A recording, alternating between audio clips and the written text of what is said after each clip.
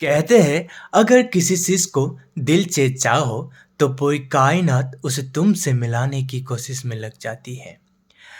এই ডায়লগটো কাৰ আৰু কোনটো ফিল্মৰ সকলোৱে জানে।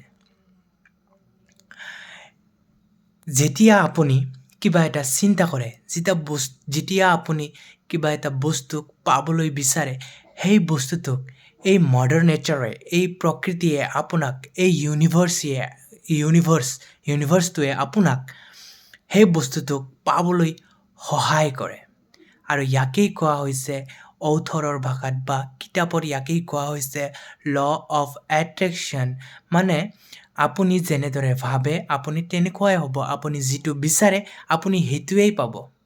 গতিকে সদায় পজিটিভ ভাবক আৰু পজিটিভ থাকক আৰু নেগেটিভ কথাক পৰিহাৰ কৰক, মনলৈ কেতিয়াও নানিব।